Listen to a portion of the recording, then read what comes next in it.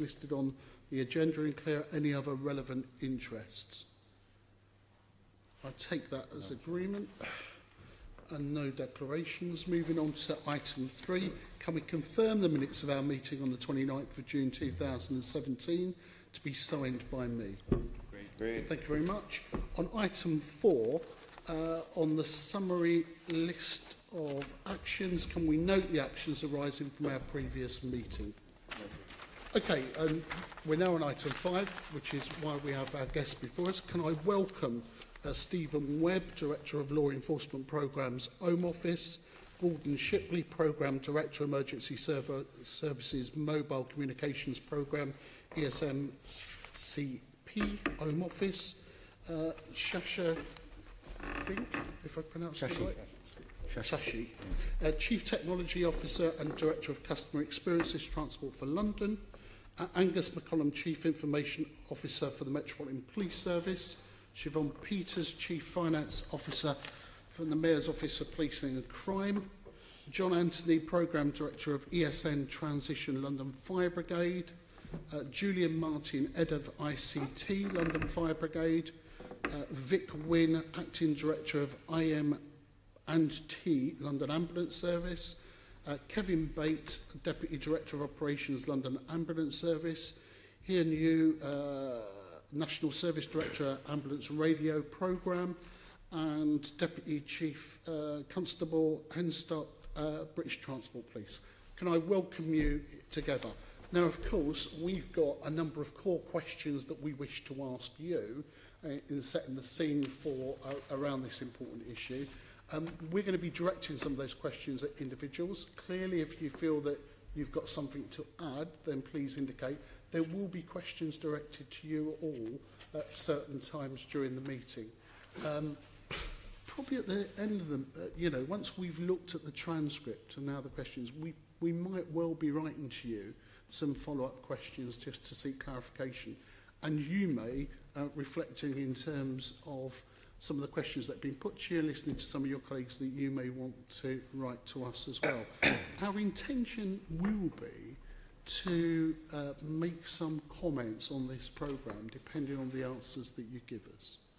So if I can begin, in terms of setting the scene, and you can clarify some of these issues. So in terms of setting the scene for the Emergency Services Mobile Communication Programme, if I can start with, because I think it's important that we place on record. So in 2011, the government set up a review of the communication system on emergency services nationally for Great Britain.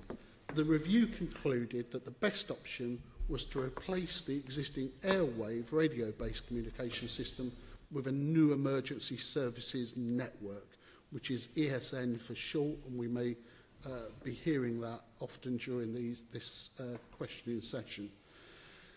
The ESM programme is run by the Home Office and co-funded by the Department of Health and Scottish and Welsh governments. Fair to say? In 2015, the programme awarded 3 main contracts, principal contracts, I think we could call those, for the provision of ESN. One of these was to Kellogg Brown and Root to design and build and test a new system. The second was to Motorola Solutions Inc. for user services, including customer and services support, developing new applications, providing some of the network functions and providing an app store and device approval service. And then a third contract was to EE Limited to provide a mobile service, including increasing network coverage and improving network resilience and operating the network. Subsequent to that, Motorola bought out one of the existing parties that provided. So we got to a situation, because I think it's quite clear, because this may impact in terms of some of the questioning, that Motorola was providing the existing service of Airwave, but also would be a major provider for the new ESN service as well. And then there have been some smaller contracts in relation to London, and some of those are still to be tendered, if that's the right phrase, around those.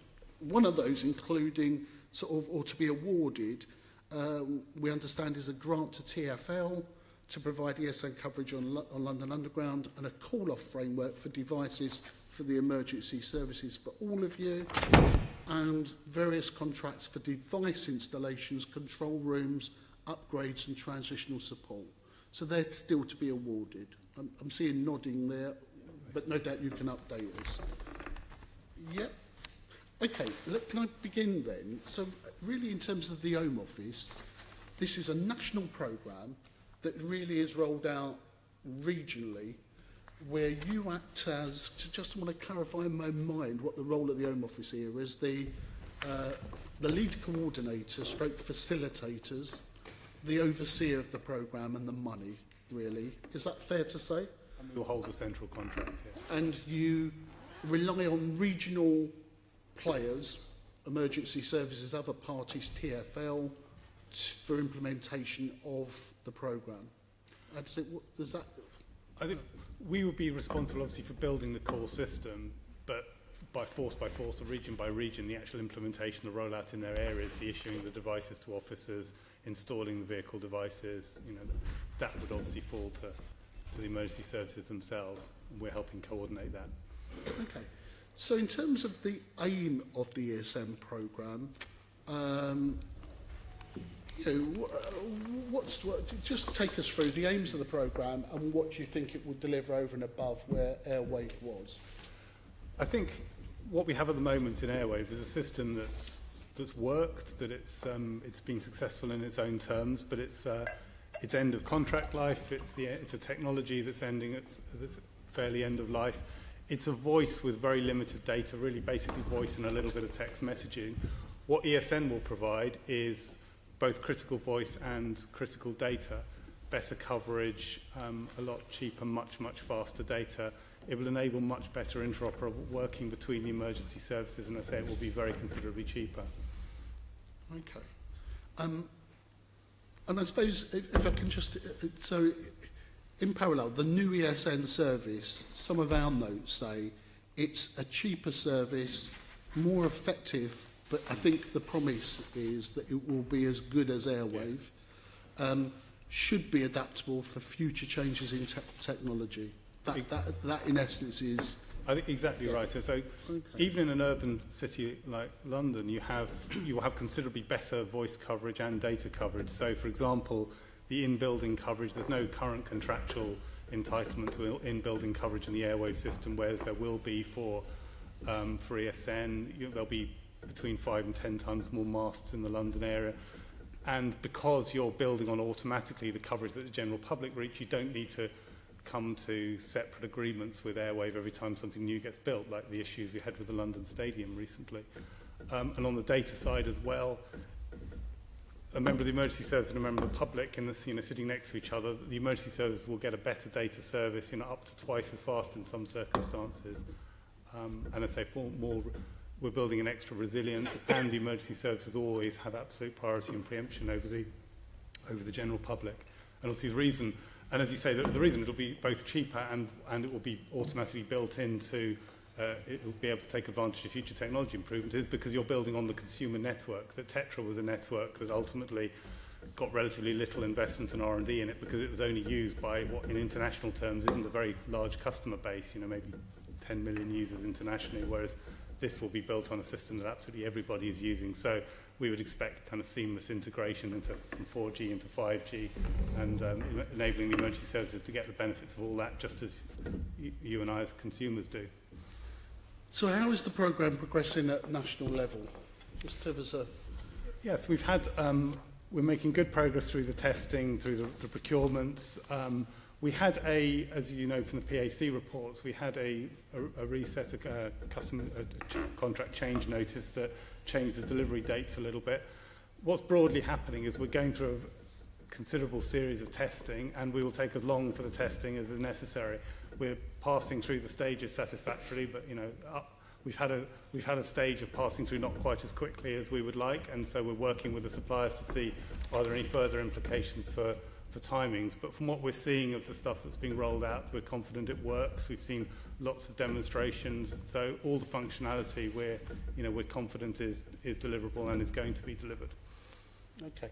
And in terms of that testing, is that the issue that's having the impact of where the internal debate inside the Home Office about reprofiling is not the right word, but looking at your implementation dates and seeing where it is? It's the testings that pushing it off a little bit. We're not going to skimp on that. We're not going to declare the system ready until it's been through the most thorough, rigorous testing, both internally, and then we'll have a series of trials, and then users will probably want pilots, and they'll need to be able to have the full confidence that the system will work under all the operational scenarios, and that's what we're working with the suppliers to do. Okay, if we can start with questions to our other guests, and I'll start this way because it's really about emergency services, but we'll end up with TfL in terms of their role. So what do you think is your role in the ESM programme? So let's start with you. Sure. Yeah. And Stephen's covered, I guess, some of the key issues for us. We are in a state of preparedness, really. So for BTP in particular, we need to make sure that our infrastructure is ready to accept the new system when it comes in, which has clearly got some cost and development implications for the force. More importantly, though, I guess, it's understanding that functionality once it's available for us to test. We want to be clear on the coverage. For us, that has a national implication, but in London, in particular, tubes, tunnels, penetration into the actual trains themselves, and also that coverage whilst we're travelling at speed. So we could be on some of the urban services. That means our officers need that functionality seamless. So testing all of that coverage capability is one element. Second is the devices themselves. They do certainly offer new functionality, which will be a real step forward in the way that we can engage with officers. The push-pull functionality of information and data will really be quite an advancement to what we currently have. We have had some discussions just in the last week, actually, at our programme board around some functions that exist in Airwave, such as back-to-back. If we're operating in a tunnel and we can't get Airwave service, the devices work back-to-back currently. We will want to assure that those kind of functions still exist before we can sign off. And then the issue around costs, again, has a slightly different implication for us. We're not a Home Office force. Our funding model is very different. We enjoy a subsidy at the moment on Airwave that won't exist. And so our whole debate around what this means in terms of cost markup will be different, I expect, than it is for other forces. But in the scheme of the project, I suspect there'll be greater savings. We'll come back to finances later on. Are you on the? Are you represented on the Home Office Emergency Services Mobile Communication Programme? The board? Yes, you very are. much. And is that because you're a national organisation? Yes, and I represent also the other national forces, MDP and CNC. Okay. Sorry, civil nuclear constabulary. Yeah, civil nuclear and those. Okay. Could you explain what back-to-back means? Yes, sorry. It's just a functionality that the devices can talk to each other without the need for a network to support that. So it's like a local network that officers in the same environment can sort of talk to each other without needing to ping off anything else. Hopefully that's a sensible explanation of that. Thank you. And just generally, I'll take nods for this, but generally all the emergency services, in terms of transport, all believe the aims and objectives of the new system is that we think you all sign up to that. That's what you want, you think you can get. Yeah, in terms of that, because that's one of the questions. Let's turn to the ambulance service then. Take us through in terms of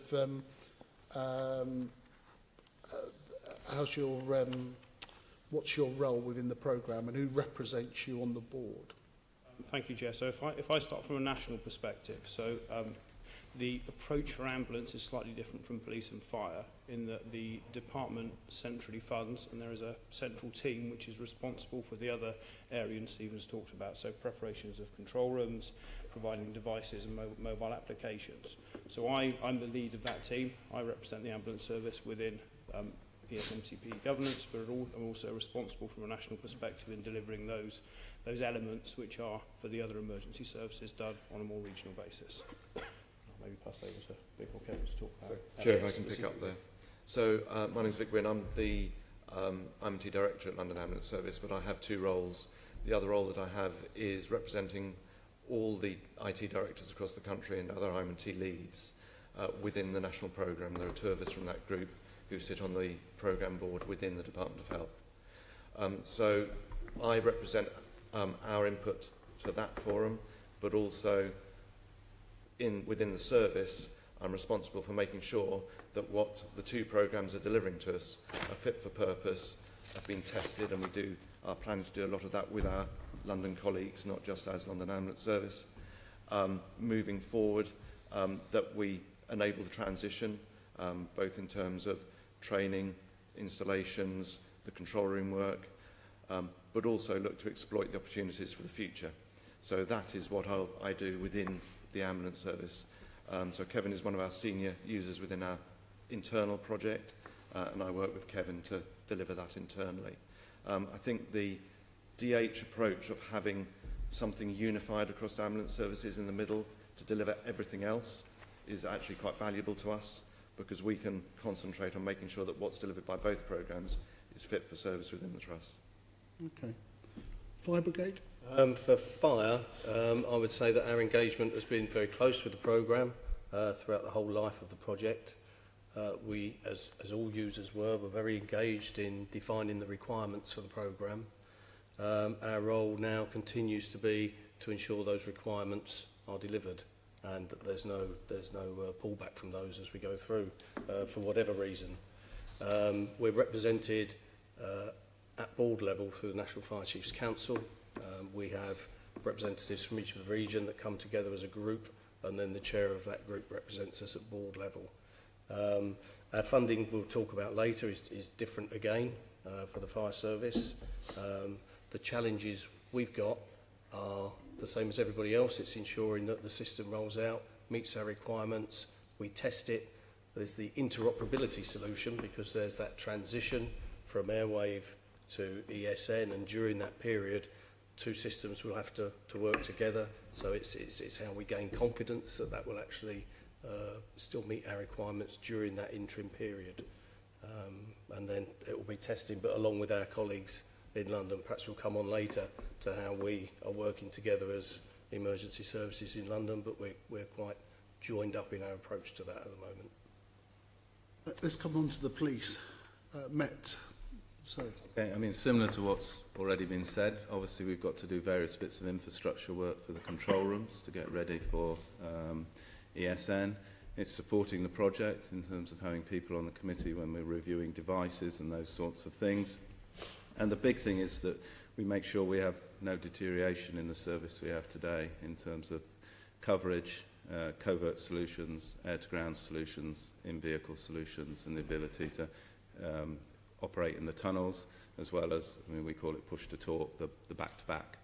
And we have regular meetings with the Home Office sort of every 4 to 6 weeks where we go through these issues, where they are, what we can do to support, and make sure they understand where we see some of our risks. Siobhan? And there are a number of ways in which we're represented on the programme. So I sit on the National Programme Board for MOPAC and the Met, and therefore obviously work closely with Met colleagues on that. There's a newly created police finance reference group as well, which I'm also part of, and senior police officers have the opportunity to be part of a number of different reference groups, stakeholder groups, plenty of engagement at different levels for different purposes. Okay. And let's turn to TfL, because you're slightly different in terms of you're not emergency service, but you're an important player. So take us through your role. Well, the choice of technology for ESN, which is 4G, is widely available across the whole country. The chosen partner for the mobile network, have an extensive network where the network is either weak or patchy. the program is paying for that network to be extended. The one big area where the EE network doesn't have any coverage is in the underground stations and tunnels. And therefore, we are working with the Home Office to provide the network inside the tunnels and stations. That's a very complicated program, as you would imagine. You know, the reason that we've not had 4G in the tunnels is a good one. It's always been technically challenging, and this project is technically challenging as a result. We're working very closely with the Home Office to deliver that functionality inside the tunnels. Okay, so Stephen, so we talk to people nationally through the programme board and through communications, and you have one-to-one meetings. Is there one meeting where you all come together regionally in terms of discussions, or are they all separate? We do. We have a Pan-London group, which has been in existence for several years now.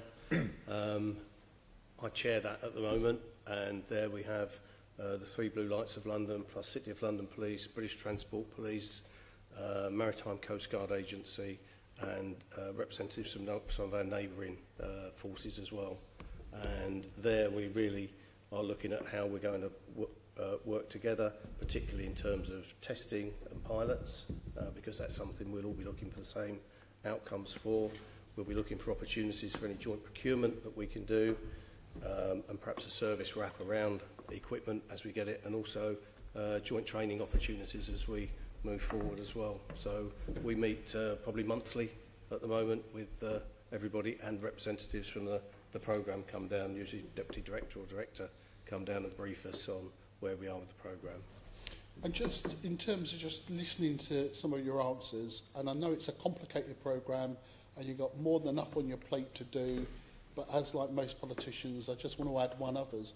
One of the holy grails in terms of emergency services is about dual control rooms. Is that coming up in any of your discussions about whether you can co-collaborate on the back of that you're changing to this system? And if you're changing to this system and we're testing it in control rooms, why can't we have some joint control rooms? Does that not feature in those discussions? I know it's off-piece, but it does beg the question. I won't ask the Home Office view of that, but if the whole emphasis here is being more effective and achieving savings, then that must be one of the issues. So, who wants to do a start off with that, or would you prefer me to write to you? I would just say that I think it's a separate matter. I know it's a separate matter, but it does beg the question, doesn't it? But the communication system is only a very small part of our control room operations. Yeah. It's a way that each of our services communicate with our operational colleagues out on the ground. It's not the system that we take 999 calls with and dispatch our resources to incidents. So they are two separate things, but there are perhaps opportunities going forward. Thank you. Wynn. Vic, sorry. Yes, okay. Thank you, Chair. So one thing I'd like to say is that, particularly in ambulance, and I believe this case is the same in other emergency services as well, the approach we're taking is not to preclude the move to joint control rooms, in that we have implemented the control system through a contract which allows us to move control points very easily, as opposed to the existing equipment, which is immense in size for each service. So it does make us more agile for that, from that perspective in the future. So the thinking is built in. The time may be not right at the moment to actually do the bringing together, but it allows us to do things in the future.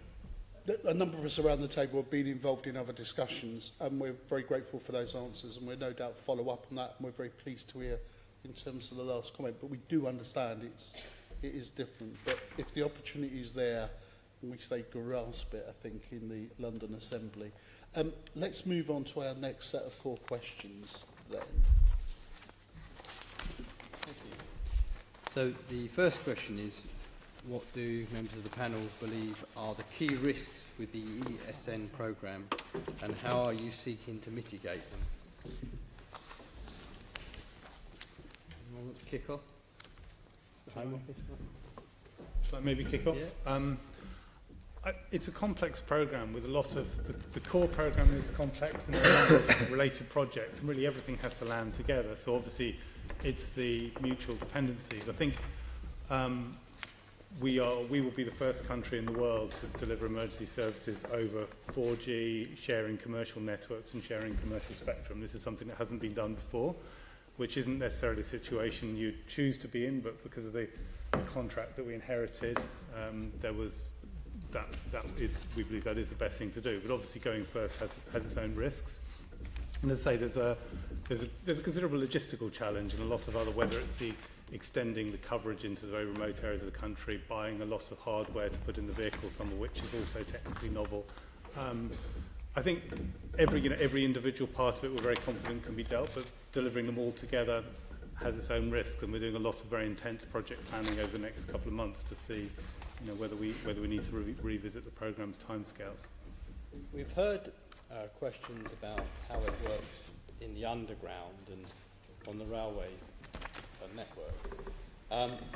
One of my own personal experiences is in a building like this. In London we have a lot of steel frame buildings. They act like Faraday cages. So if you were to look at your phone now, if your emergency services were to attend in this building, especially the fire brigade, they would actually lose all connectivity because you can't use your mobile phone in this building, and there are hundreds of buildings like this in London. What have you done to mitigate that situation? If I might pick that one up.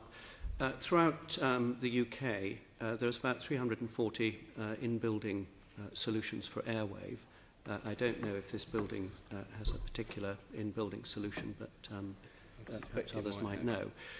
What we're doing is reviewing by survey all 340 locations to ensure that EE's coverage penetrates those buildings, and to the extent it doesn't, then we'll install special in-building solutions to replicate the same level of coverage as Airwave provides today. And what about buildings you don't know about? To the extent those buildings require for the emergency services additional coverage, then there will be a process that we can go through with EE to install additional in-building solutions. So when a new sports stadium is built, normally there's a Section 106 requirement to install communications for the emergency services, and that would be then undertaken by the developer in conjunction with, in this case, EE. I understand that going forward, but I'm thinking retrospectively you're going to have a number of these steel frame buildings that you may or may not be aware in relation to Airwave, and because of the frequencies it's a slightly different problem. How are you going to do some kind of an audit then of all the buildings in London and the United Kingdom? How are you going to deal with it? So, as I said just now, we would do a survey of the buildings that have been equipped with Airwave in-building solutions to make sure that we at least replicate that. And then we'll be guided by I don't want to be rude. I heard your answer, but you didn't answer the question that I asked, which was about those buildings that are not currently fitted with Airwave because you've got a different frequency, so you've got a different problem. I understand exactly your point, and the direct answer is we'll be guided by the emergency services as to any buildings they have a concern that the EE signal might not be able to penetrate, such as a building like this. You have no plans to conduct a survey to ensure... Of all buildings in London, no. So they have no contractual rights to in-building coverage at the moment from Airwave. So, and as I say, there will be considerably more EE masts, 5 to 10 times as many in London. Obviously, recognising working at a different frequency with different sort of propagation and building penetration. But broadly speaking, we'd be very surprised if you didn't get much better emergency service coverage in buildings with ESN than they do with Airwave contractually. And the programme's overall view is we're promising to at least match what Airwave have at the moment. It would be an enormous scope thing to take it up to absolutely 100%. But the real answer is, isn't it, that we're going to have to wait until there's an absolute disaster, until when we send our brave boys from the fire brigade or something into a building, they lose contact, and then we have another massive inquiry because we haven't taken proactive steps. That's the real answer, isn't it? I'll let the fire answer. Just add on that one that the fire service actually use a different system for fire-ground communications. We don't actually use Airwave for that. We use analogue radios at present, which is a totally separate system. So and the very reason you say why we're keeping it, in fact, is that when we come into a building like this, we can communicate within the building. We're not connected to a network outside. So I just thought I'd clarify that point for you. You're okay then. We'll just have to hope that the Met and the ambulance are okay as well then. It depends on their operational requirements. You understand my concern is for the fire services, you know, for all the services being exposed, and the fact that we're not taking preemptive action to prevent it. You know, I don't really want to relate it to any other instances recently, but you know, after the event, it's a bit too late, isn't it? Anyway, can I just move on then, please? So, can you tell me, when are you actually expecting London to begin the transition to ESN? On the current timescale, which I say is currently under review, we'd be looking at I think September 18 through to the end of 2019. As I say, that's we'll be reviewing that over the next few months in the light of sort of development in the trials. But that's the slot, and that's the slot we're working with TfL as well to try to get the coverage into the stations by the beginning of 2019, and then the tunnels by the midway through 2019. Okay, and will you be publishing a new timetable? Yeah, as we do the work, and as we then get some external sort of assurance and validation of it, yes, we'll be going public later in the... So when can we expect the first iteration of the new timetable, do you think? It's, well, in the autumn. Autumn, lovely, thank you.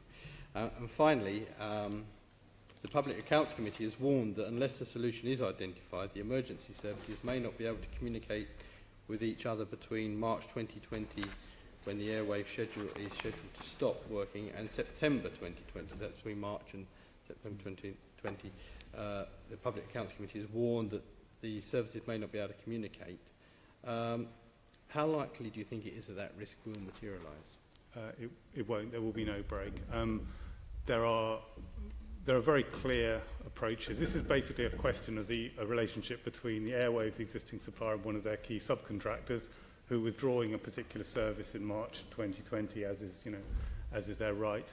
The particular service could be replaced in a number of ways. There are other suppliers out there who would offer the same service, or you could run it over 4G. And we understand there are commercial discussions going on between Motorola and various people. We're very, very confident that will be resolved. We bought the Airwave thing as a service. It's really Motorola's, Airwave's job to ensure that they can deliver it. There can be a fix, but I suspect there'll be a price attached to that. But as that's our view. That's an issue between them and their subcontractors. We've got a contractual price for the overall service. Thank you. Thank you. You will be overseeing that of what to ensure that Motorola have got a backup. We're keeping a very, very close eye on it and talking to them. But I mean, so just to give an example, this is called TDM Time Division Multiplex. It's an oldish technology, but the Norwegians have just rolled out their national system and it's still using it. So it's not some sort of defunct technology that won't work, but I say they may continue with that, or they may replace it in another way. But that's really a technical and commercial call for Airwave Motorola. Assembly Member Sian Berry. Thank you. I think these questions probably go to Gordon. They're more about the spec and things like that. My questions are about bandwidth, because I understand it's piggybacking on the commercial network. You said earlier that it was going to be up to twice as fast as the commercial networks. Now, when I go into like a large crowd, which I do quite often, my bandwidth goes right down, and I can't even imagine operating anything even at double that speed. I mean, it just becomes impossible to even send a tweet. So is that going to be enough when there's big crowds around for the emergency services? I see many situations where the emergency services and big crowds are going to mix. Sure. Where there are big crowds, EE will have to satisfy that for their commercial needs. EE are providing priority access for the emergency services over their network, which means as more and more people pile into a limited number of cells, the quality of service will reduce. However, voice on ESN using the technology that underpins 4G will provide many more voice channels than you would get with Airwave today. So not only will the emergency services get priority over the general public, there is considerably more capacity to absorb both the general public and the emergency services needs in the event of a major crowd or even a major incident. Okay, this is for voice, you say? Ultimately, that's what it will reduce down to, is voice channels. So you may not be able to upload your photographs or your video to Facebook, and that will be a decision by the operator, in this case EE, to restrict that, to ensure that everyone gets at least some quality of service. Okay, thank you very much. The other question is about data, because as we've been talking to the police about their tech and new things that they're doing in terms of providing tablets to officers. They'll be using more data for that, potentially more cloud and app-based systems rather than the getting rid of XP and all of those issues. So I think there's going to be quite an increase in the amount of data that the emergency service is going to be using, particularly the police. So I think we'll want to be exchanging pictures and things. Maybe Angus can confirm that. But is that built into the spec as well? Is it going to be able to increase to meet that need? So we have projected, when we went out to market, we projected our data consumption over time, and we've anticipated. In practice, of course, we don't know exactly what the consumption is going to be with things like body-worn video and so on, and whether that's locally recorded or transmitted back to the control room. But EE's business is based upon selling more and more data, and therefore they're building the capacity in their network for the general public, who are significantly more than the emergency services in almost all situations. So we're following on the coattails of what EE will be doing for their general customer, and that will increase the amount of capacity over time. It's a very attractive data package in price terms, and also I think it's an interesting comparison there with the report the Assembly did after 7/7, where it was saying that senior officers are often using mobile phones to communicate in voice, and that was a problem when the network came under strain. I think increasingly we're probably reaching a stage in some areas where people are using their personal devices to communicate on data as well. And forces are increasingly bringing their own data, but even when they're bringing their own data solutions out, they're still relying on the same service that the rest of the public gets. So I think the ability to have that same level of priority and preemption is going to become more and more mission critical, and that's what ESN will provide. Can I check that with Angus and also ask about the question? I detected a little bit of a doubt there about whether it could handle body-worn video. We are sending more and more data. At the moment, body-worn doesn't stream live. I think in the end, this will be an option we may look at. And as Stephen alluded to, it all has a cost, the more data you ship. So something like body-worn would be a choice whether we wanted to in the future get cameras that could stream live for everyone or a subset. In terms of data, we're looking to use much more data on sort of mobile devices when people are out in the field. And we hope that the solution coming will be much more cost-effective than signing deals with current suppliers. Yeah, I think most forces are feeling for body-worn that it would just be an enormous expensive process, and that in non-emergency circumstances it would make more sense to store it locally and then use Wi-Fi or something to upload it when you get back to the station. That's what most forces are doing. But ESN does at least give you the opportunity, if there's an emergency and you need to get that footage back to the control room, it would give you a potential way of doing that. Okay, thank you. I think we've had separate discussions in the Police and Crime Committee about the practicalities of going back to the station and how that's actually a restriction. But yeah. Oh, true. I've seen Assembly Member Navin Shah, Tom Copley, and back to Keith Prince. So, thanks, Chair. I want to continue our discussion about technological risks with the program. I understand that increasing and reliable connectivity is at the heart of ESN program. Now, London Assembly only recently has published a report on broadband connectivity, which is absolutely shocking for London. Now, what the report clearly indicates is that London is ranked in the bottom 5 for coverage in London, and 4G covers less than 7% of capital. Question to the Home Office reps is that isn't this worryingly less for ESN, and does it not pose some serious problems both for emergency services and also safety of Londoners? So EE is rolling out 4G across the country, and they've achieved about 84% of the rollout onto 4G. London, they tell us, is now complete in terms of 4G rollout. So I can't disagree with your point that if it is as low as it is, then there is a major issue. But we have bought from EE a very comprehensive coverage solution, which we will be testing, both in terms of 4G, and then when EE is rolled out, because EE actually goes a little bit further than the cell edge, where a commercial customer would drop off. EE does go beyond that. But we will be carrying out a thorough coverage assurance, not just of London, but through the whole country.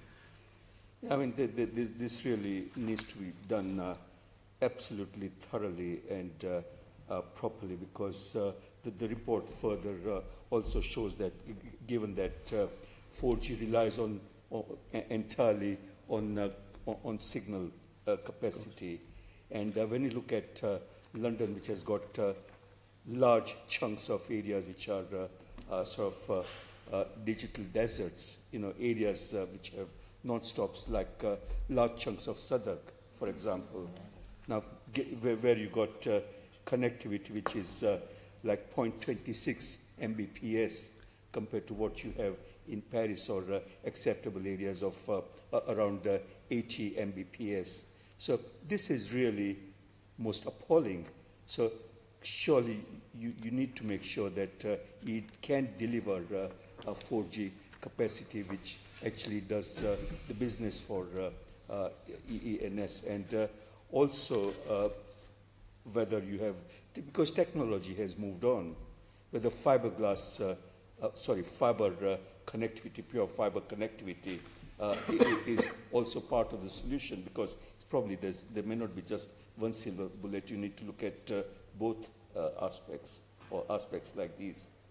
So I think I would prefer to write back to you with information on 4G coverage provided by EE, and I would make the point that we're talking mobile coverage, not necessarily fibre-based broadband, which is another aspect of digital connectivity, but not given that it gives you secure and faster and better connection to buildings, no matter what they are. I absolutely understand your point. They certainly can play a big role where you have such problems of connectivity. Sure, but I will take a commitment to write back to the committee with EE's coverage of London and the predicted capacity that the 4G system will provide.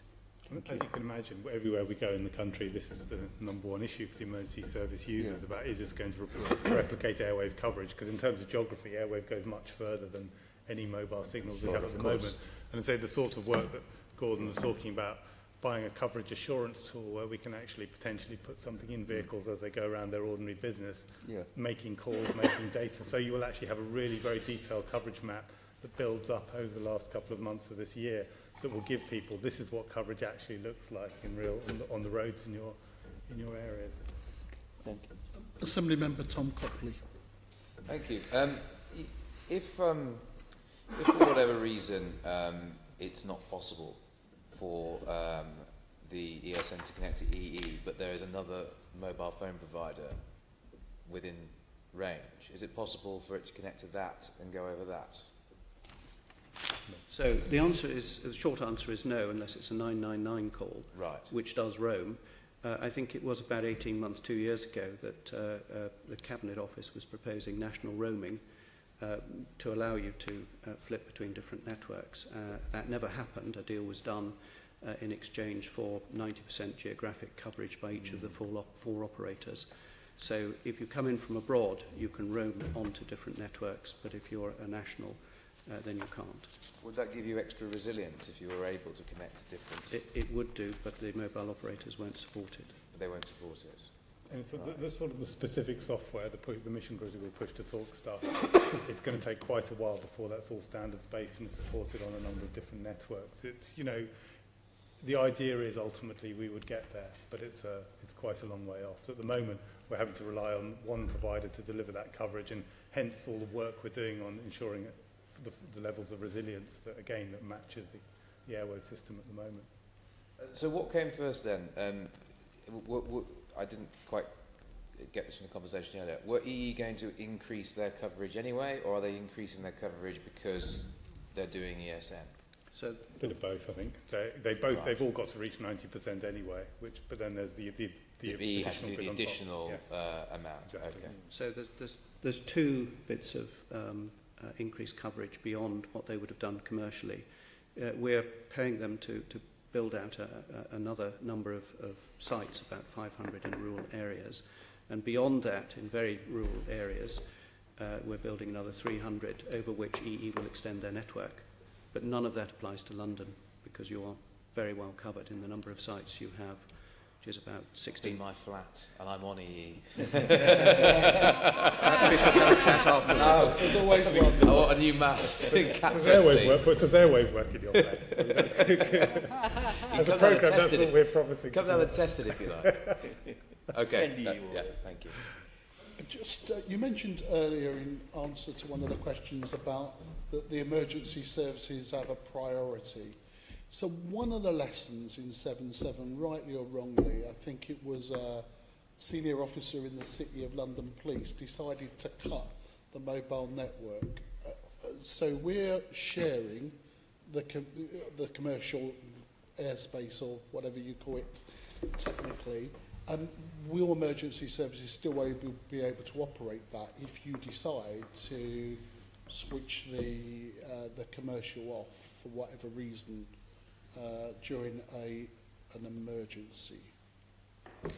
Okay, so there's, I don't know why you would want to switch the mobile network off that provides you with your communications. There were some questions raised, but one of the issues could be is that if a mobile device is being used to trigger explosions, that's why you would do it. I presume that was what running through. It was criticised at the time in the aftermath, but judgment call, he thought he was doing the right thing. So if a remotely controlled IED was a concern, and the local commander wanted to switch the service off to the general public, that could be done whilst the emergency services still continue to use ESN's network, because ESN is in effect a virtual private network that runs over EE's infrastructure. We have a separate, I think I'm about to get we have a separate code, as it's called, to identify ESN users differently from the general public. So again, I will confirm that in those circumstances, we could restrict access to only the emergency services. Okay. Assembly Member Copley again. On that specific point, I mean, presumably there would be a possibility that terrorists could tap in to the ESN network. Is that not? No, you're correct. Of course, any network is capable of being intercepted, but we have end-to-end, as we refer to it, encryption applied to the network to provide a level of protection from eavesdropping or interference in the delivery of that service. Okay. And we're working, given this is part of the critical national infrastructures, you can imagine we're working very closely with the National Cyber Security Centre to sort of ensure that the overall architecture is robust. Right. Let's move on to our next set of questions. Sean Berry. Okay, so I've got some questions about accountability and risks from the user perspective. So first of all, I'd like to ask the Home Office, how accountable will EE be to the Home Office and the wider service users for the ESN? Accountability in terms of legal accountability or commercial accountability. We have a contract with them for a provision of service, and there are incentives in that contract to keep them incentivised to continue to provide the service throughout the term of the contract. Is that? Yes, it's about performance and so we have set pretty high levels both in terms of performance, availability, coverage, and those will be continuously monitored through the term of the contract to ensure we get what we paid for. And each of the services using it will be able to inspect that performance, they'll have full access to the information about Yes. how well it's performing. We will maintain the network for the services. The services will have access, and we will report, as we do with Airwave today, on the performance of the network compared to the commercial performance that we've contracted for. Can I ask the service users if any of them have if they've raised any issues about performance, accountability, things that are not currently in the spec they would like to be in the spec and reported on?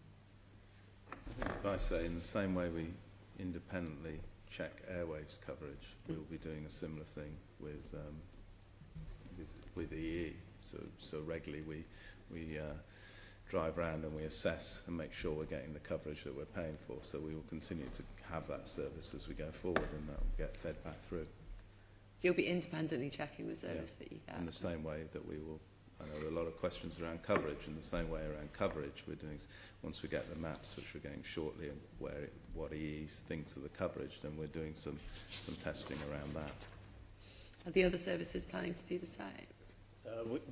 The fire service don't do independent testing, but we are represented on the national ESAG, Emergency Services Strategic User Group, which looks after Airwave at the moment, which will morph into an ESN group. So we're represented there. So on a bi-monthly basis, 6 weekly, they meet at senior level, get feedback on the network performance, so we understand any issues that are coming out of it that may impact on users, and if we've had any impact locally, we'll feed that back up through that same route.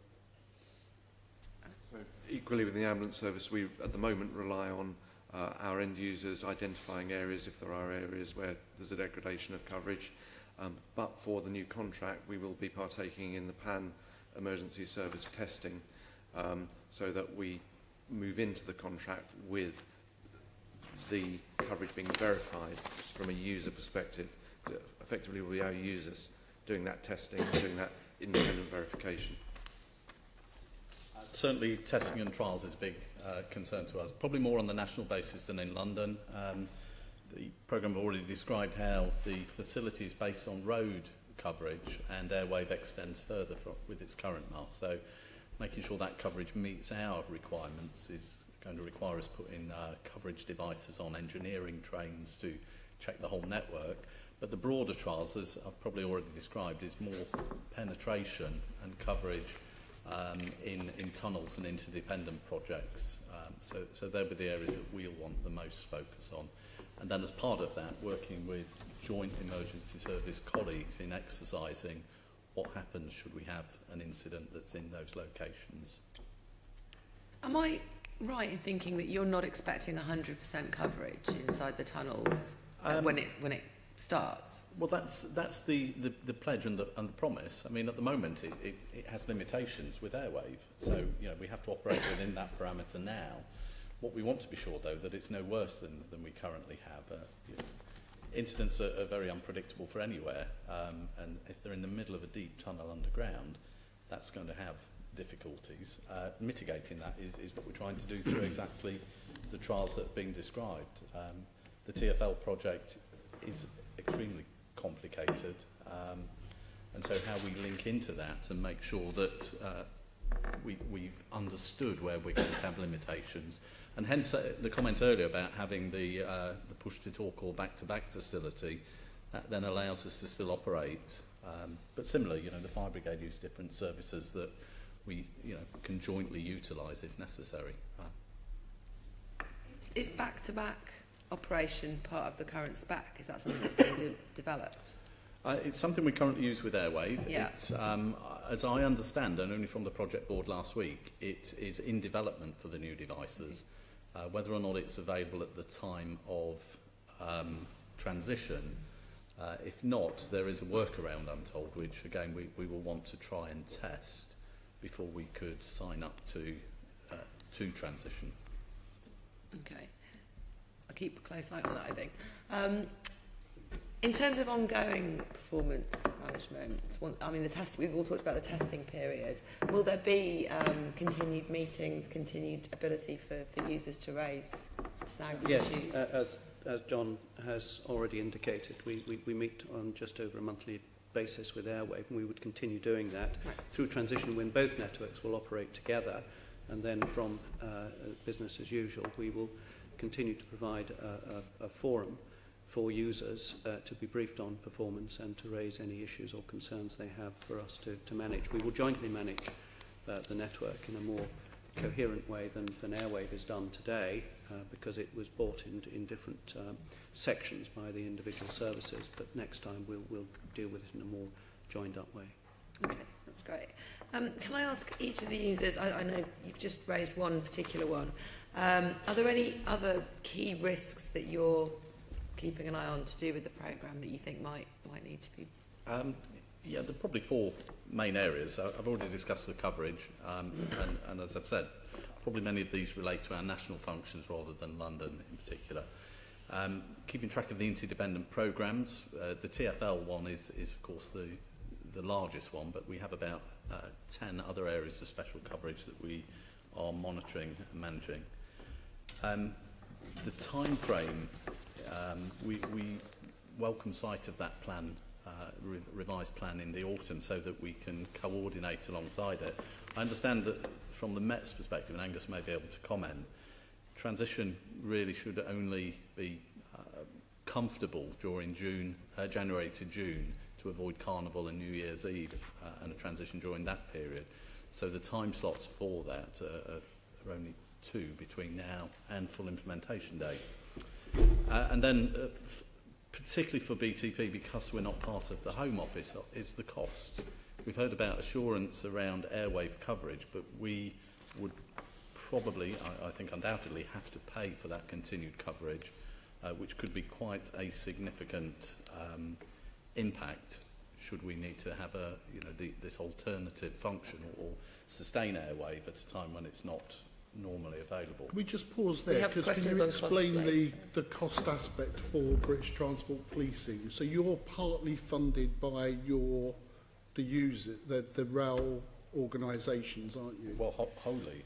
So the funding for the force comes from franchise agreements that are leveraged through DFT, and that funding is then, I guess, dispersed by the police authority to us. But in terms of how do we fund the whole programme, well, we have a combination of options. One, we create efficiencies from the current force functions to free up the funding.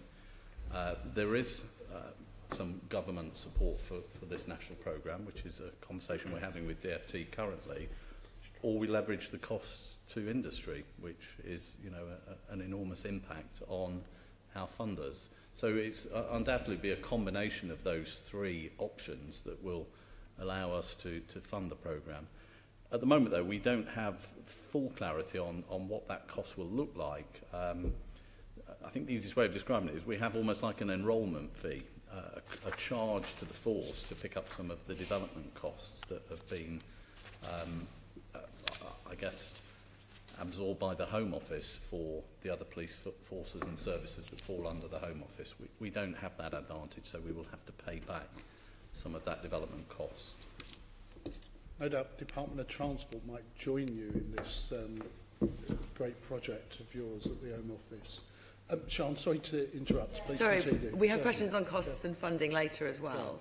We'll return to it. Can I move on to the ambulance service and ask about the key risks that you think there are in the project currently? So, apart from coverage, because I think we've gone to that now. I think from a national perspective, really, there's been quite a lot of mention of the complexity of the solution and the number of different moving parts. And I think what that actually boils down to, though, is the importance of testing, trials and pilots. And I think what Stephen has mentioned in terms of looking at the kind of refresh of the plan, if that's quite the right phrase, it's really important, and we've already started work on this, that we're all working together to make sure that built into that plan is adequate time to make sure we're absolutely certain that each of those moving parts is in place and that we've tested to make sure it's operationally robust.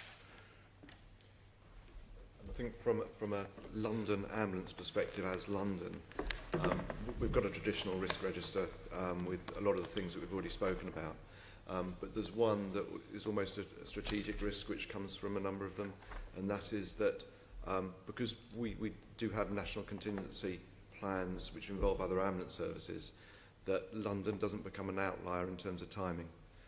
because that would cause in itself an additional risk. So whilst we believe the possibility of that at the moment is low, it is another risk that we're absolutely keeping our eye on, both from a hazardous area response team perspective as an example, but also a mutual aid position where we're fairly well joined up in the ambulance sector and we do provide mutual aid to each other on a fairly regular basis. Must be true of the other emergency services as well, though, in terms of mutual aid, yeah. We have an interworking solution that will enable conversations to happen with some people on the ESN, some people on the Airwave solution, and that's really designed to deal with those problems. Okay. That's one of the areas I would say is one of the risks for us at the moment is actually understanding that interworking solution, and very keen to see that so that we can actually test that one very carefully to make sure that the transition is seamless between the two. The other thing that concerns me is the delivery of actual devices, not just the mobile devices but vehicle devices. I think they're not due to be available in the catalogue until mid-2019 now, which is the current plan. We know what happens to plans. The other thing for risk for London Fire Brigade is obtaining the code of connection, actually ensuring that the security around our internal infrastructure is secure enough to enable us to connect to ESN. So we're undertaking a plan of work. I think we started in April, and that's a 2-year plan of work on the current scope, which will, and our current plan shows us transitioning sometime around 2021 at the moment because of all the work we need to do. So, and that's a plan the Home Office have had since the middle of last year. And the police? We've talked, you mentioned coverage. I mean, it's the specialist coverage around it. You mentioned what we would call surge capacity, so we need to be able to check that and be satisfied with that.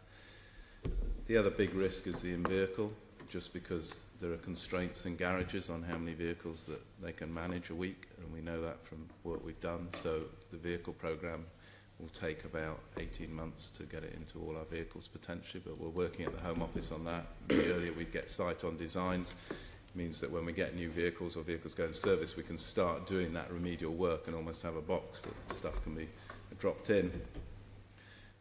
We made very clear, and you alluded to it, January is an optimum time for us to go live, and we do want to be able to have fully tested before that and have another force go before us. So as timelines slip, that's going to slip out.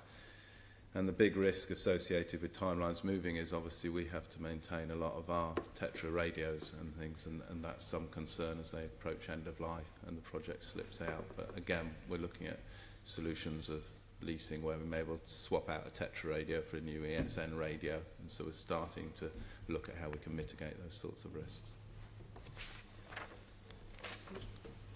Caroline Pigeon. Just to clarify, from the Fire Brigade, you said that you're not expecting it to be implemented till 2020, 2021. Our current planning shows that we won't be able to. We won't be ready to because our infrastructure won't be in place. Yeah. The vehicle devices won't be available for us to purchase till mid-2019. We're very much a vehicle-based radio system rather than handheld for us. So we need those. We need to understand what those devices are, be able to test them, procure them, and then fit them into our programme of vehicle maintenance to have them installed. When we're buying a lot of new fire appliances at the moment, it would be great if we knew the specification, but we haven't, you know, even if we could fit the aerials to them at the moment, we had a specification came out. We hope to be able to use that so we could fit them. They're very cheap, easy to fit during production, but that was withdrawn, I believe, so we still don't know things like that. If we knew them, then we could actually move ahead to start bringing the plan forward.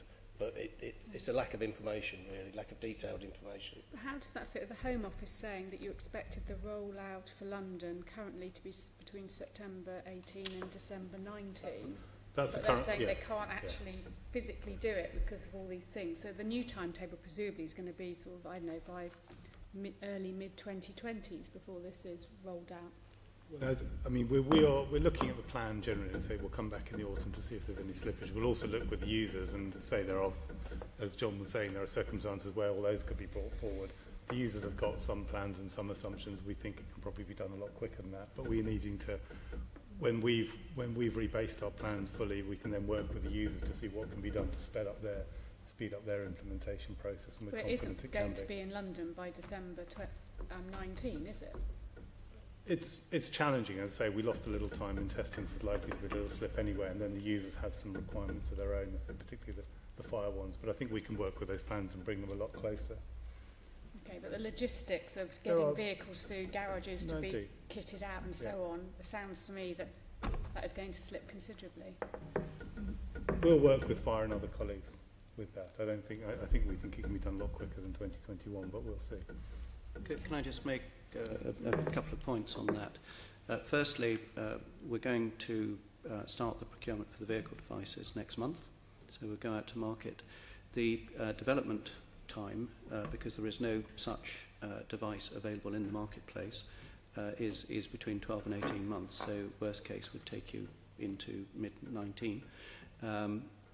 What we are anticipating is control rooms being upgraded and health checks, which I think John was referring to as taking a lot longer for fire, because they're coming from a slightly different position compared with ambulance and police, so there is more work for them to do. But we as a programme are going to support where we can to try and bring forward those dates so that they align more correctly with the sorts of dates that Steve has just covered. Okay, thank you. Okay, we're going to look at the underground in a bit more detail now.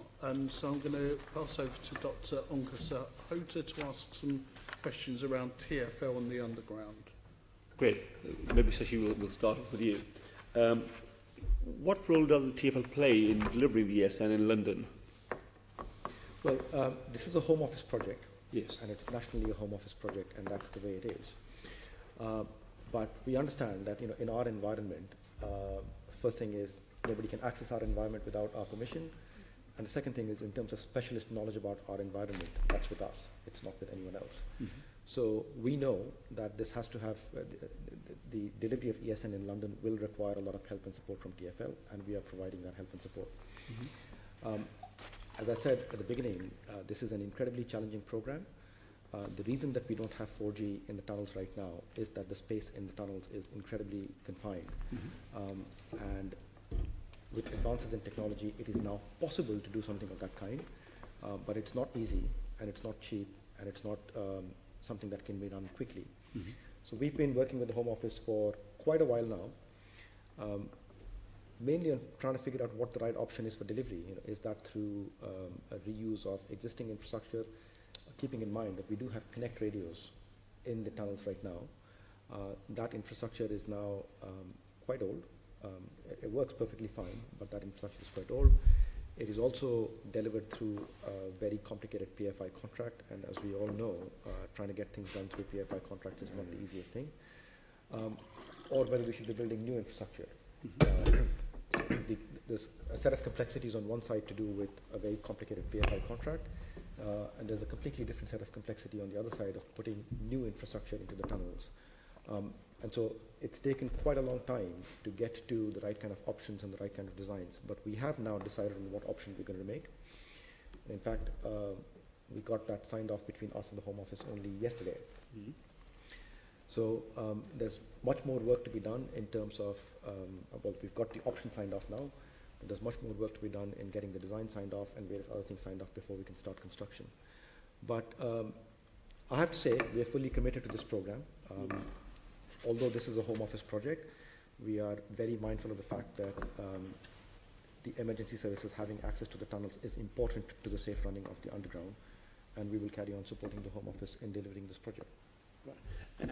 And when can we expect the business case for ESN in London? Well, the business case is fundamentally a Home Office business case, because it's a Home Office funded thing, and it's the Home Office that will be putting together the business case. Now, we do have to take this through our own internal governance, and we were expecting to do that in July, but the optioneering has taken longer than we expected.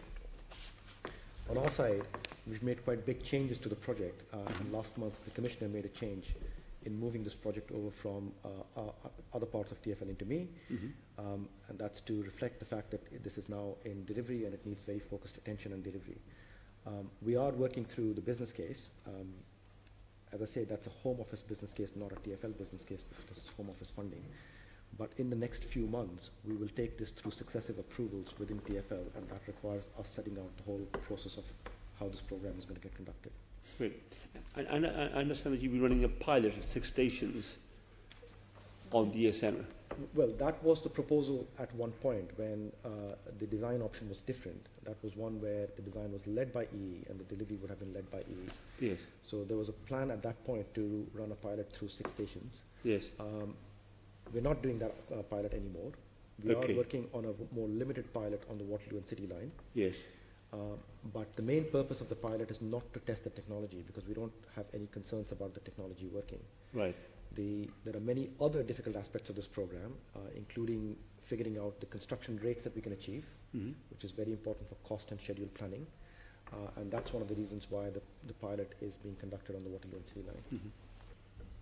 Okay, so that pilot has been stopped, has come to an end. Well, the 6-station pilot was stopped, and that was stopped quite a long time ago. That stopped last year. I'm talking the one on the Waterloo and City line. Yeah. That was finished in August, wasn't it? Well, it's not started yet. It hasn't started yet? No. The construction activity is still going on that one. Right. Again, as I say, the principal purpose of that pilot is not to figure out whether this technology will work or not, because we're convinced it will work. Okay. It is to test the construction rates that we can achieve so that we can do a proper cost and schedule planning. Okay. And have you been able to identify any potential suppliers of ESN on the underground? Well, I mean, there's no supplier of ESN. There was only one supplier, which is the one that the Home Office have contracted with, which is EE. Okay.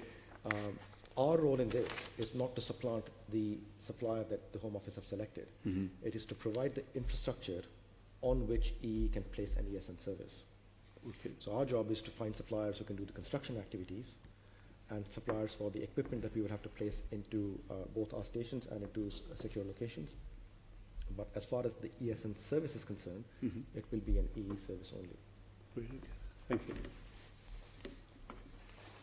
I listened carefully to your answers around that, of what's driving what. So Home Office leading this project or not, but inevitably some of the timing is going to be down to you in TfL and how fast you move on whether these pilots and finding some of these suppliers. Is that not the case? Then? Well, absolutely.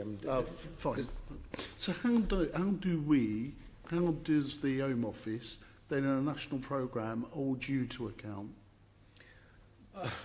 How does one public sector organisation hold another one to account? It's easier with the emergency services, I suspect, but you as a transport provider. Chairman, let me be clear. There is no lack of commitment within TfL to get this project done. And the changes that have been made inside the organisation about delivery of this programme are especially to meet those goals. I don't think we need to be told or reminded by anyone that this program is important and is essential, because we rely upon the emergency services to keep the underground safe and running. So this project has all the visibility and importance that anyone can accord to any program in TfL. Okay. Having regular meetings between the Permanent Secretary and the TfL Commissioner, they're getting regular reports. We've got a sort of a project meeting that meets pretty regularly between the two sides. I think we're in a position now where we're confident, and while we go through the final work on the business case, we've agreed a process by which we can actually crack on with the things that are going to be necessary, whichever option we take, so we're not actually losing any time while we finish the business case. And when you come to provide the various providers for what you need in TfL, will you be publicising those contracts? I mean, we have a policy to publish any contracts above £5,000, and that will happen here as well. Thank you. Assembly Member Tom Copley. I don't want to turn this into a transport committee, but will the 4G network you provide be available to customers on the tube as well? Is that envisaged? One of the reasons to look at new infrastructure is that making any intervention in the tunnels and stations is quite a big exercise. And therefore, we want to do it in such a way that there is the highest possible reuse potential of any infrastructure that we are creating. And that is the goal here. Having said that, I would say that given the challenging timescales for ESN, we are completely focused on the delivery of ESN while being mindful of creating infrastructure that has the potential for being reused. So yes, the aim is that this should eventually be reused for providing a public cellular network in the underground stations and tunnels. But the first phase of this is very much on the ESN, and that's where the delivery focus is right now. Okay, thank you. Caroline Pigeon. Installing this infrastructure is very challenging. Will you be having to close parts of the tube network to install this, or are you looking at being able to do it in those few hours at night? The plan is entirely to do this within engineering hours, and it can be done within engineering hours. Now, there are, of course, many scheduled closures of the underground over weekends, and where possible, we will be using and maximizing the potential to use those. Okay, so there won't be any... There's no special closure needed for the installation of this. Okay, helpful to know that. Okay, can we move on to Assembly Member Stephen? Yeah, thank you. I'd like to continue drilling down on ESN on London Underground, and I obviously have no doubt around the commitment. Commitment is, after all, kind of given and a word in and of itself. But Shashi, I mean, twice you mentioned the word incredibly challenging, incredibly difficult, and I think this really is of some concern. I mean, and concern is shared by the House of Commons Committee of Public Accounts, that the rolling out of ESN has been described as a significant and imminent risk. That was those good people up the river. And I'd also refer you to, and this is in the context clearly of terrorist attacks and preparedness, Lord Harris' review, which you'll understand and be aware of. But his report notes he is very concerned that this new system, ESN new system, may not operate effectively on the underground system. So I've not heard any great reassurance other than the fact that you're committed, and I kind of get that. But I think we want to drill down a little bit more deeply around that. Bear in mind, Airwave gets unplugged March 2020. We're now in July 17. You know, there's not long to go, and I know how long these things can take. You referred yourself that you've got to go through various referral hoops, various boards of TfL and all that sort of stuff. And I think we need to perhaps drill down a little bit. So I'll repeat the question really to yourself, and particularly yourself, Mr. Hanslop, because your boys and girls are tasked with keeping Londoners safe in the underground. What confidence do you actually have that ESN will be delivered on time and to sufficient quality? I'll ask you two colleagues first, and then others may have a keen interest on it. Let me sort of unpick that question and answer that in bits. Yes. Right. The first question is, what confidence do we have that ESN will work in the tunnels and the stations? I think the answer to that is we are confident it will work. You are confident? We are confident it will work. There's nothing in this technology that is sort of out of the ordinary. There are other systems around the world that use 4G telecoms, not for emergency services, but for public cellular, and it works perfectly fine. In our case, the confined nature of the tunnels makes it particularly challenging, but it's not something that's unusual. The question of on time partly depends upon what time we're shooting for here. I mean, our aim is to try and get the stations ready by January 2019, and as much of the tunnels as possible ready by January 2019 as well, with the aim to complete this, to complete the rest of the tunnels in the months coming after that. I have to be honest and say that that is a very challenging timescale, and that's something that we're working very closely with with the Home Office on, and with colleagues in the emergency services. If I was to say, right, if I was to reword your question, say, are we absolutely confident that all of this can be done for January 2019? The answer is no. We're not confident that this can be done for January 2019. But if the question is, can we give enough to the emergency services for them to start testing the capability that's going to be provided in the tunnels, then the answer to that is yes. And although we haven't focused on the transition as much right now, transition is not a one-day activity. It has to start with the services getting comfortable that first and foremost the capability works in a limited environment before we prove that in the full environment. And I think we are fully on track to try and deliver that capability so that the emergency services can start testing this by Jan 2019. Does TfL, this is no comment on yourself, Shashi, does TfL have the sufficient technical skills in and of themselves to deliver this an IT project of this of this significance? Well, you know, in any program of this kind, I mean, this is a very specialized activity. It's very clear that we don't have all the skills that are needed to deliver this. Right? That is why we rely upon suppliers for design assurance, for construction, for service operations, and we will have to put those contracts in place to get the right capability in. But this is, you know, but that's the story with all projects within TfL and certainly with all IT projects that I've run over the years. The question, do we have the capability to manage that sort of process within TfL? The answer to that is yes, we do. But I mean, I'll bring in Mr. Hanstock, but so you're looking at 2019 having a capability to be testing. Yes. Your aspiration, if all goes well, and this building will be we'll track it all the way through without a shadow of doubt. But then Airwave may get unplugged March 20. There is a risk of a gap, isn't there, or a blind spot? How would your boys and girls handle that if that happened? So if I made two things on the latter point, well, we're already working with the national programme and with the Home Office for the contingency on that. Right. As I've already said, the challenge is then the cost of that continued service after its intended close down date. But Shashi has really covered the biggest issue for us, which is timeframes to allow us to test. You know, the transition will take some time.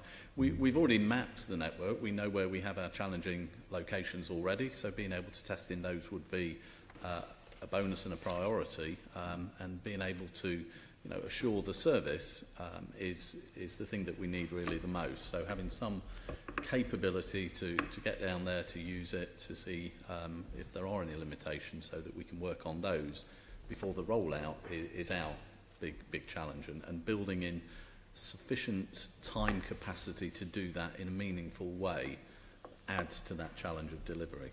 So you're giving us, from your operational point of view, yes, a reassurance that you would ensure that your officers would have capability in the underground tunnels should there be either a terrorist attack or you're just managing football fans going their normal way. You would be confident that those officers will have a capability, notwithstanding TfL's ability to deliver the project. That's a requirement for us to agree to the transition. We right. couldn't transition if we hadn't got that assurance of that capability. And similarly, working with the Met and other partners at the times of a most extreme incident would be part of that transition readiness. And that's been clear throughout, that we want that assurance that we would maintain current functionality before we move to a new system. I suppose my last point really is one thing to give an assurance, because assurance is a word, but it's actually, at the end of the day, this is so immensely important to Londoners. Would the people given those assurances be capable of delivering their assurances? Well, I think that's what this committee is interested in, really. When I say assurance, that's tested assurance, right, not just a verbal, yes, okay, we think it will work. It is being able to test it in live operational terms. Indeed. Before we say, yes, we are satisfied that this provides the level of operational coverage that we need to operate in an extreme incident and day-to-day business. Good. That is reassuring. Does someone have a signal on? Just to stress, there will be no gap.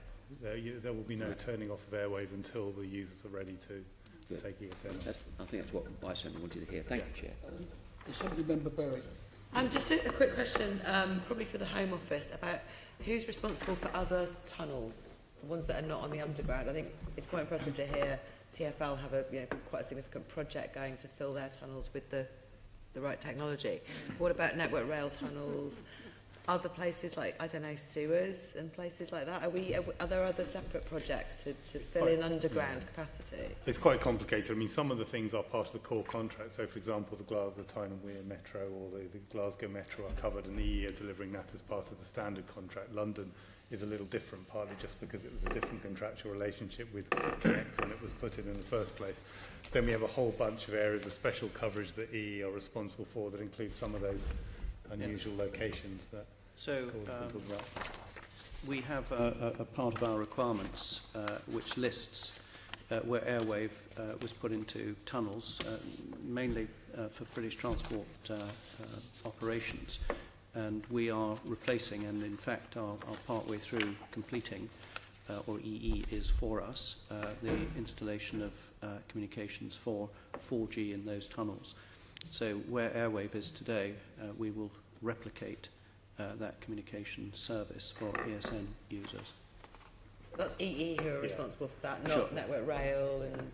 Happily, I think really... So, in some cases, Network Rail are providing the infrastructure, but it is EE's responsibility to make the arrangement. Either they do it, or they arrange that the landlord does it, and then they extend their network into that tunnel.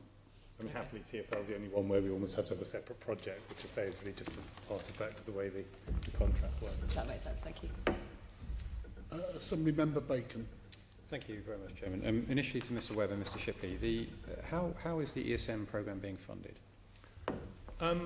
It's basically being funded, it's a shared programme across the 3 emergency services and the devolved governments of Scotland and Wales, and it's being funded pro rata by the users. So in the police area, for example, the current Airwave contract is paid for out of the main police settlement. And the money that's going in to build ESN is also being paid for out of the police settlement. So basically, the emergency service users are paying for it. So it's coming out of the grant that you pay to the emergency service, well, in your case, to police and fire? Yeah. Okay. So it's like a reallocation or a top slice before it goes out to the services, yes. Okay. Is the programme on schedule? Sorry? Is it on schedule? As I say, I think we're doing some replanning. We've had some pressures in testing. We'll take as long as we need in testing, and later in the autumn we'll have a sense of whether we're going to need to push things back a little further. Because the Public Accounts Committee expressed concern on this particular point, because Airwave is due to be switched off in 2020, and you just said in answer to Assembly Member O'Connell that we won't just switch it off, which is good. But they also, the Public Accounts Committee, estimated that for every year that it's delayed, it would cost around £475 million. I think that came from the National Audit Office, actually, they're finding. Is that a figure you recognise? Well, we understand how they got to it. It isn't quite how we would calculate the numbers ourselves. It's all really to do with the whole cost of the programme and whether you then take into account people's existing data services.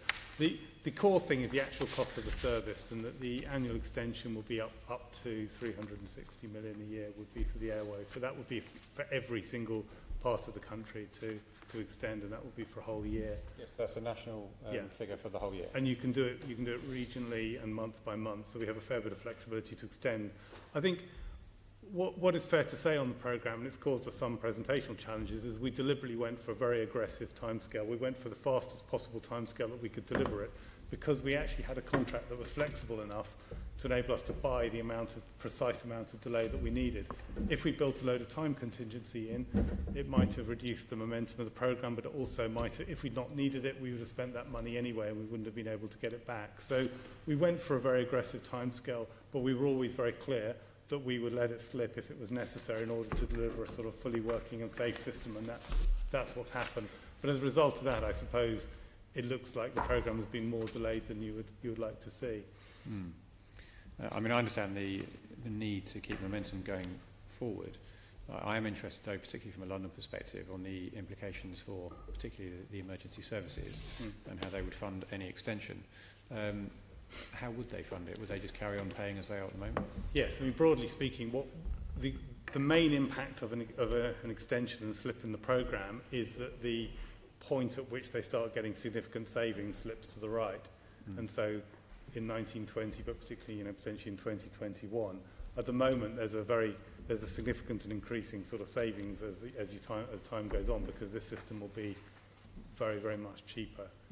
300 for all the users nationally, 350 million a year cheaper when you add all the various things together. And obviously most of all, we'd like the emergency services to get that functionality as soon as possible, because it will be better and it will help public safety, but it will also help them in their fiscal challenges. And so the quicker we can do it, the more they get those savings. But yes, otherwise, for as long as Airwave is going, it's a service that emergency service users receive and they will continue to pay for. So am I correct in paraphrasing what you just said? There might be some short-term additional costs, but it will be made up in subsequent years by savings on a cheaper system? The overall net present value of this programme is very, very significant. It's sort of £2.7 billion over largely because of the cash savings, but also for some of the enhanced operational benefits that we've sought to quantify. So it would potentially reduce that, but overall it would be, it's a very, very large positive number, even if it slipped a little bit. Okay, but there would be some upfront additional cost potentially for the users. Subject to what delay. generally seems to be happening is that the cost of what we're delivering in the programme is more or less what we predicted, but the delays are obviously leading to higher costs in the existing contracts, and those are largely costs in that period a little down the track when the users would otherwise be hoping to benefit from the savings. That's okay. It's not entirely, there are cost pressures as well in some areas, but the main cost pressures are from the extension. Okay. Next question is for the emergency services in turn, and probably starting at this end of the table. Do you expect to pay for ESN, and if so, do you have adequate resources to cover the bill? So BTP is in a slightly unusual position. We're a non-core contributor to the programme, so we don't benefit, I guess, from the Home Office underwriting of the other forces. So it is a concern, as I think I outlined earlier. We're already having complex discussions with DFT, our home body, the authority and industry, as to how we manage to do that. We know it will cost us more in the short term. We have to pay for, I think we've described it as enrolment cost, but it's a proportion of the development fund so that we can join the programme. That will be significant. How we do that, whether that's a one-off payment or a spread payment over a number of years, again, is part of the debate. Similarly, with Airwave, we have benefited from a subsidy from the Home Office that won't exist in this. But I think, as Stephen described, in the life of the project, in the extent of the project, we're probably just one small portion that is slightly disadvantaged in that regard, and we'll have to work out how we mitigate that. But overall, the project will be more effective, more efficient in the long term.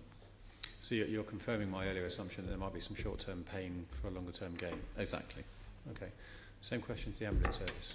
It's a slightly different position for the ambulance service, and as I think I mentioned earlier, there is a national programme funded through the Department of Health. So that is both in terms of contribution towards the Home Office ESMCP programme, but also the cost of change to bring the new systems in. So one of my jobs is writing business cases to the department, and yes, I'm confident we'll get those funding. Okay, so you think you're going to be okay? Yeah. Brigade? Sorry, there is some marginal cost obviously for our ambulance services in terms of the transition, but that's seen as being offset by the eventual business gain by a more effective service. To the same point, a little bit of short-term pain for a longer-term gain. Absolutely. Brigade. We're in a slightly different position in that when we agreed to go over to ESN, chief officers have done so on the basis that the costs of transition are being funded directly from DCLG, now the Home Office. So we're receiving grants for project team, the IT upgrades that we need, control room upgrades. That money's being provided directly to us by grant funding at the moment. The business case, as it stacks up at the moment, shows that for London Fire Brigade there should be a slight saving, perhaps, over the cost of Airwave. Once the grant that we receive a grant at the moment, a subsidy from the Home Office for Airwave, because of the way we transitioned onto Airwave going back several years ago, and that formula is still carrying on now. So once that grant funding is removed, there might be a slight net gain for the fire service in London. Met? Yeah, I mean, as was said, we're getting funded for the work that we're having to be ESN ready through the control room. In terms of the extension of Airwave, we haven't built in the savings that ESN will bring yet, because we don't know the timing and what those savings exactly will be. The biggest financial risk is probably if we end up replacing a lot of Tetra radios in order to stay on the Airwave system, and then have to effectively change over in a very short time. Okay, thank you. And finally, to TfL, are you receiving adequate funding to cover the cost of the implementation? Well, all of our work is funded directly by the Home Office. So everything is covered. So if there's a delay, you'll be covered as well? Yeah. Okay. That sounds very encouraging. Thank you, Chairman. Thank you very much. Let's move on then to Assembly Member Tom Copley. Thank you. Yeah, I've got some questions on the Mayor's role. First of which is, what involvement does the Mayor have on the ESN programme? Who wants to kick off with that? Go to the Home Office?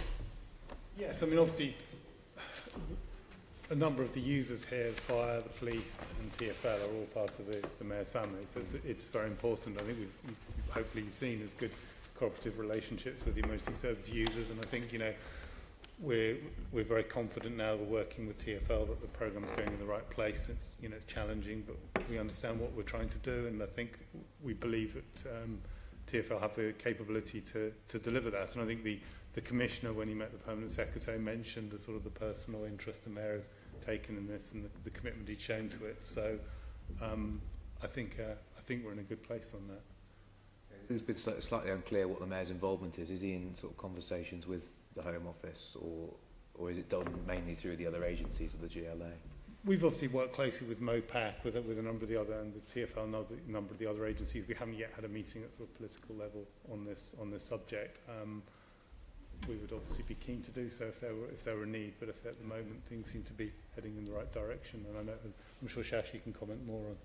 Well, from a TfL perspective, the Mayor is also chairman of the TfL board. This requires the Mayor's support and endorsement, which we have. But it doesn't require the Mayor to do anything beyond that. I'm repeating what I've said earlier. This is a Home Office project. We are committed to delivering it. You know, in terms of getting the approvals from the TfL board and so on, I'm absolutely sure that we'll get those approvals when we approach them. There's no requirement on them, but I mean, from the emergency services point of view, is there anything you think the Mayor should be doing in order to keep the pressure up, particularly in terms of the timetable of this programme? There's nothing that's not already been said. It's, you know, it's the pressure around the time frames of the testing and the assurance of the compatibility of the coverage. So, you know, I guess we're repeating earlier discussion points, but we all want assurance on those elements of it. But you know, I would make it clear, Chair, that, you know, we are all working closely together on this. It's not you know, isolated concerns. I think these are very much shared concerns that we are collaborating with to see how we can all work through them. So the answer seems to be there isn't particularly very much the Mayor needs to be doing at all. Is that the impression shared across the panel? I think we would welcome it, keeping a very, very close eye on the TfL programme and ensuring the rollout, because that is critical, and obviously it's an expensive programme that has essentially been funded by users throughout the country, so they're going to be very careful. They're going to want to make sure that London does this key programme on time. Okay.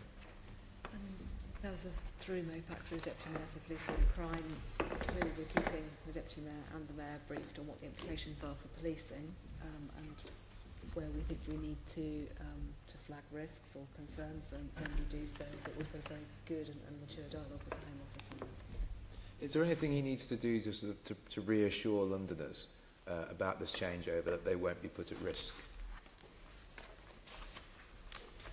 I mean, the fact is that nobody's going to be put at risk because nobody's going to go live with the ESN service until everyone is convinced that it'll work. You know, this is not something on which anyone is going to take risks about not working. Okay. Okay. We're in the last phase, you'll be happy to know. Do you know what I mean, in terms of this question? Over to me. So, just when we talk about testing, I get a vision of two lots of testing. We get product testing, which is really in your domain, and then we get actually on the ground testing within the service. And so if I was asked when I walk out of this building, do you know what I mean, in sort of, hopefully in about half hour's time, when someone says to me, well, okay, what was that all about, and what are you telling me? So I think we've got a project that still is on the core mission of what the core aims were to be delivered, that there is, drift is not the right word, a reprofiling of the time and delivery issues, partly due to testing, partly we can't give some answers to some of the end users because of that product testing. We want to get that bit right before it's passed to that next stage. And so there will be an extension. Your reprofiling exercise this summer internally in the Home Office will come out with some new project milestones around that. And once you get the information, I think you said it, Angus, about look, you're still waiting for some spec details. Yeah. That would enable you to move on from your bit in terms of meeting some of your your delivery issues. And I think that's probably the same for all of you around that. Okay. So we shouldn't be, and I think, you know, I'm well aware of the PAC committee that actually, because it's a managed approach, that we're not drifting. We're not drifting. This project is not drifting. It is being planned. There are some real good reasons for the delays that we're seeing and the movement of some key milestones in terms of that project. And even so we're seeing those issues, we're still mindful about the finances on there, and we've got some problems. I think your problems in British Transport Police are there in terms of financing, but the rest of you can accommodate some of these maybe increased costs. As my colleague said, more pain to go before we get the gain. Angus. On the financing, I think on an individual basis, have we baked in the savings for ESN into medium-term plans? No. But what it's done at the higher level, at the police grant level, we don't know. And so how that impact might flow down, as yet, we're unsighted. Yeah. So you asked us on an individual basis rather than how it's looked at from a collective basis. So I'd just like to bring that out. No, I'm grateful for that. I'm grateful for that. And so I suppose in, you know, up and coming most milestones then in terms of where we think we are, you know, in terms of some of those, what should we be looking out from us on the outside looking in as you go on over the coming months through years? What's the key ones? Do you think, are they still the same where they were but they're just shifting, or are there other issues? Obviously, there's a lot of internal sort of stages of testing that we're going through, and those aren't sort of, those milestones will probably be quite hard to communicate sort of because they are very technical. There are a lot of big external procurements that we'd hope to be able to announce, whether it's sort of handheld devices, vehicle devices, which are, you know, we were recently able to down select to some very reputable group of suppliers for the handheld devices, which means that, you know, again, we should be quite soon be able to give users a touch and feel of what the kind of devices they will be using will have. We've got steady progress on the coverage, so I think as Gordon said earlier, we've probably gone from sort of 70-odd% 4G coverage by geography up to about 83 at the moment, still on track to that sort of ultimately reaching about 97. So, you know, there's a lot of milestones there that are gradually being achieved, and obviously the work with TfL, getting the business case approved and starting the process of going through the tunnels. So it's a lot of projects, the main project, a lot of related projects, a lot of milestones, but we'd be very happy to come back and report on progress. Very grateful for that. And maybe in terms of the respective reports that you give to your organisations, that you could copy us in so we can keep an eye on whether there's reports going to TfL or the Fire Authority or whatever, just to keep us abreast of that, and maybe immediately after someone you come to the reprofile that you write to us and say this is where we think we are. I think we will keep a watching brief, and I don't, you know, I want to reassure you, I know when you people come before politicians you think we're all going to jump and rush and claim horror, doom or gloom. Yes, there is a tendency to do that from some of us, but I think from this committee and from our conversations earlier on, we're very just keen to see how you proceed with this project and the implementation of it. We know ultimately it's about the safety of Londoners. That's what's more driving us and our motivations as people were asking questions, well, why are we doing this? And all the rest of it. So we want to see this project go on. I think we understand the complexity of it and the management of it.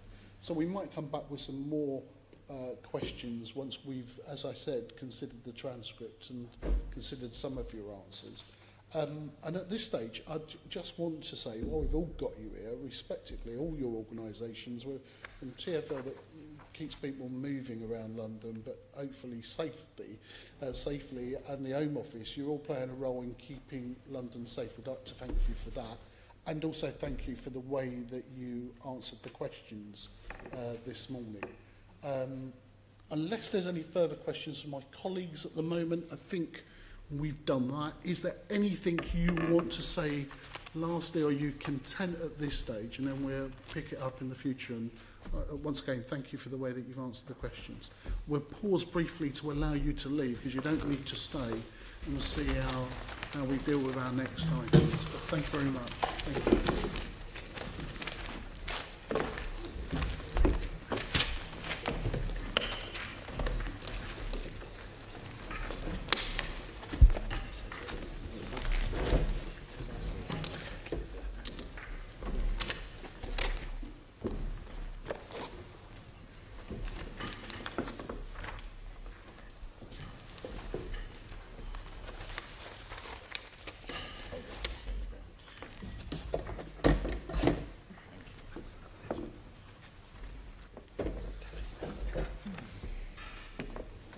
Okay, colleagues, if we can go back to the main agenda, which I'm going to presume that you would like me to move briskly through the remaining items of the agenda.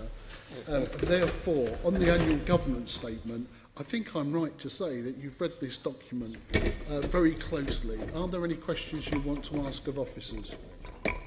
Okay, we're asked to recommended to comment on it. We've decided there are no comments that we wish to make. I'm looking. Thank you very much. That deals with item 6. I'm now moving on to item 7, estate management shared services. Again, this has been on a supplemental agenda, I believe. Yep, okay, and this has come round to you. I think, with all due respect, the officers will expect you to have read this document. Are there any questions on this particular piece of work, which I think is a very good piece of work, and I wish to commend it, I think. And you know, in the spirit of Brian Coleman, if he was sitting around the table, he might find something to say about it, but I think he would say it's moving in the right direction. Can we... are there any comments we wish to make or any questions from members? Thank you very much. Right, okay, moving on to item 8, proposed changes in the GLA establishment. Jeff, do we want to take a report from Jeff Jacobs, the head of paid service? Okay, and are there any questions to it? Okay, thank you very much. Moving on to item 9, on the Grenfell Tower fire. We're joined by Assembly Member Andrew Boff, who's been in communication with me and others concerning making some representations of how the Assembly proceeds to the next stage. My intention would be, as in the standard way that we deal with these issues, that we would deal with this in conjunction with myself. I particularly want to take note of the representations made by Assembly Member Boff. I think we can all agree in terms of where we want to move on those arrangements, which is about interaction with residents' groups. I would like to do that in conjunction with the 4 group leaders and keep Assembly Member Boff informed of those and talk further with Assembly Member Boff because he's made those suggestions. If that's an agreed way forward, can we agree that? Agreed, yeah. Thank you. Thank you. Okay, then let's move on to item 10. Work programme for the GLA Oversight Committee. Are there any comments or can we move to note? Note. Thank you very much. Item 11, date of next meeting, which is Thursday the 14th of September 2017 at 2:30 in Committee Room 5. Can we then move on to, I have no any other business. Thank you very much. I declare the meeting closed. Thank you very much. GLA Chamber Sound. GLA Chamber Sound.